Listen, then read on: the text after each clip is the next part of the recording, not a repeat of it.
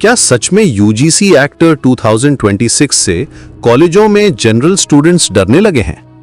क्या ये नया कानून सच में भेदभाव खत्म करेगा या नई परेशानी पैदा करेगा? आज हम इस पूरे मामले की तह तक जाएंगे और समझेंगे कि आखिर इतना बड़ा विवाद क्यों खड़ा हो गया है।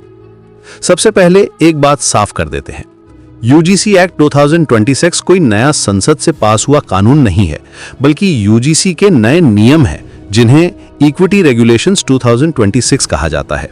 ये जनवरी 13 को नोटिफाई हुए थे और इन्हें officially promotion of equity in higher education institutions regulations 2026 नाम दिया गया है। इसका मकसद है कॉलेजों में जातिगत भेदभाव रोकना, एससी, एसटी और ओबीसी छात्रों की सुरक्षा सुनिश्चित करना, हर यूनिवर्सिटी में इक्विटी कमिटीज बनाना और शिकायतों का जल्दी समाधान करना। सुनने में तो बहुत अच्छा लगता है ना? लेकिन जैसा कि हमेशा होता है, असली कहानी इससे कहीं ज्यादा जटिल है। इन नियमों के तहत हर कॉलेज में इक्वल अपॉर्चुनिटी सेंटर बनाना होगा, 24 घंटे इक्विटी हेल्पलाइन चलानी होगी, जातिगत भेदभाव की शिकायत आने पर कॉलेज को 24 से 48 घंटे में सुनवाई करनी होगी, एंटी डिस्क्रिमिनेशन कमिटीज भी बनानी होंगी, इक्विटी स्क्वाड्स भी होंगे जो कैंपस में वल्नरेबल स्पॉट्स पर नजर रखेंगे। ये सब सुनकर लगता है कि यूजीसी ने एक कॉम्प्रिहेंसिव सिस्टम बनाने की कोशिश की है, लेकिन यहीं से बवाल शुरू हुआ। विरोध करने वालों का कहना है कि ये नियम बहुत ज्यादा ताकत देते हैं, झूठी शिकायत का डर है, जनरल कैटेगरी के छात्रों को सुरक्षा नहीं मिली, बिना प्रॉपर जांच के एक्शन हो सकता है, और सबसे बड़ी बात यह है कि डिस्क्रिमिनेशन की डेफिनेशन इतनी ब्रॉड है कि नॉर्मल एकेडमिक इंटरैक्शंस भी इसके दायरे में आ सकते हैं। देश के कई हिस्सों में प्रोटेस्ट शुरू हो गए हैं। उत्तर प्रदेश के जौनपुर में सोशल ग्रुप्स ने प्रेसिडेंट को मेमोरेंडम दिया है। ऑनलाइन भी #UGC रोल बैक ट्रेंड कर रहा है। स्टूडेंट्स का कहना है कि ये रूल्स वन साइडेड है। सोशल मीडिया पर कई इन्फ्लुएंसर्स और स्टूडेंट ऑर्गेनाइजेशंस ने इसे ब्लैक लॉ तक कह दिया है। कुछ तो ये भी कह रहे हैं कि ये रिवर्स डिस्क्रिमिनेशन का मामला है। मुख्य चिंताएं क्या हैं? पहली बात, इक्विटी कमिटीज में जनरल कैटेगरी स्टूडेंट्स का रिप्रेजेंटेशन मैंडेटरी नहीं है। दूसरी बात, फॉल्स कंप्लेंट्स के लिए कोई पेनल्टी नहीं है। तीसरी बात, डिस्क्रिमिनेशन की डेफिनेशन बहुत ब्रॉड है। चौथी बात, एनोनिमस कंप्लेंट्स भी एक्सेप्ट होंगी। पांचवी बात, इक्विटी स्क्वाड्स का मॉनिटरिंग रोल स्टूडेंट्स को लगता है कि कैंपस में सर्वेलेंस सिस्टम बना देगा। स्टूडेंट्स का डर है कि नॉर्मल एकेडमिक या सोशल इंटरैक्शंस भी स्क्रूटनी में आ सकते हैं।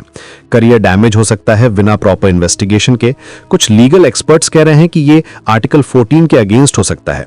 यहां तक कि कुछ स्टूडेंट ऑर्गेनाइजेशंस ने इसे कॉन्स्टिट्यूशनल इक्वालिटी के प्रिंसिपल्स के खिलाफ बताया है। लेकिन अब सच्चाई की बात करते हैं। जातिगत भेदभाव आज भी कई कॉलेजेस में होता है। एससी, एसटी, ओबीसी स्टूडेंट्स को अभी भी ह्यूमिलिएशन फेस करना पड़ता है। कई केसेस में स्टूडेंट्स ने सुसाइड तक किया था। रोहित वेमुला का केस हो या हाल ही में वाई प्लन कुमार का इंसिडेंट, ये सब दिखाते हैं कि इंस्टीट्यूशनल सेफगार्ड्स की कितनी जरूरत है। इसलिए एक स्ट्रॉन्ग कंप्लेंट सिस्टम की जरूरत है। अब कुछ गलतफहमियां भी क्लियर कर देते हैं। ये कानून जनरल छात्रों के खिलाफ नहीं है। हर कंप्लेंट में पनिशमेंट नहीं होगी। ये रिजर्वेशंस बढ़ाने के लिए नहीं है। ये सिर्फ डिस्क्रिमिनेशन रोकने के लिए है। गवर्नमेंट का कहना है कि ऑनलाइन बहुत सारी मिस इन्फॉर्मेशन फैल रही है और ये रूल्स मिसयूज नहीं होंगे।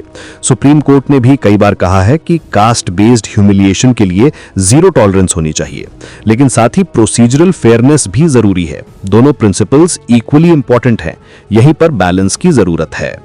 असल समस्या है नियमों की स्पष्टता की कमी, न कि मकसद। यूजीसी को इन रूल्स में मॉडिफिकेशंस करने चाहिए। जनरल कैटेगरी स्टूडेंट्स के लिए भी सेफगार्ड्स होने चाहिए। फॉल्स कंप्लेंट्स के लिए पेनल्टी होनी चाहिए। कमेटी में बैलेंस्ड रिप्रेजेंटेशन होना चाहिए। डिस्क्रिशनरी पावर्स को प्रॉपर्ली डिफाइन करना चाहिए। एक्सपर्ट्स का कहना है कि एग्जिस्टिंग लॉज पहले से ही डिस्क्रिमिनेशन के अगेंस्ट हैं। सुप्रीम कोर्ट के जजमेंट्स भी क्लियर हैं। फिर नए रूल्स की क्या जरूरत थी? यूजीसी का जवाब है कि अब ये गाइडलाइंस नहीं बल्कि इन्फोर्सेबल रेगुलेशंस हैं। इंस्टीट्यूशंस को कंप्लाई करना होगा, वरना यूजीसी रिकॉग्निशन और फंडिंग विड्रॉ हो सकती है। यूजीसी एक्ट 2026 यानी इक्विटी रेगुलेशंस 2026 का इरादा अच्छा है। कास्ट डिस्क्रिमिनेशन खत्म करना जरूरी है, लेकिन नियमों को और साफ, संतुलित और पारदर्शी बनाना जरूरी है। ड्यू प्रोसेस फॉलो करना होगा। बोथ साइड्स की प्रोटेक्शन करनी होगी। इंप्लीमेंटेशन का तरीका ही डिसाइड करेगा कि ये रेगुलेशन सक्सेसफुल होंगे या नहीं। अगर सही तरीके से इंप्लीमेंट हुआ तो फायदा होगा। कैंपस में इक्वालिटी आएगी, डिस्क्रिमिनेशन कम होगा, मार्जिनलाइज्ड स्टूडेंट्स को जस्टिस मिलेगा। लेकिन अगर गलत इस्तेमाल हुआ तो नुकसान होगा, फॉल्स केसेस बढ़ेंगे, स्टूडेंट्स में डर का माहौल होगा, इंटर कम्युनिटी रिलेशंस और बिगड़ेंगे, कैंपस की फ्रीडम भी प्रभावित हो सकती है। इसलिए यूजीसी को स्टूडेंट कम्युनिटीज की कंसर्न सुननी चाहिए, रूल्स में नेसेसरी अमेंडमेंट्स करनी चाहिए, ट्रांसपेरेंसी लानी चाहिए, बैलेंस्ड अप्रोच अपनाना चाहिए। तभी ये रेगुलेशन सक्सेसफुल होंगे और सच में इक्विटी प्रमोट करेंगे। अमरदीप, आपकी राय क्या है? ये नियम सही है या गलत? क्या यूजीसी को इसमें चेंजेस करने चाहिए? कमेंट में जरूर बताना।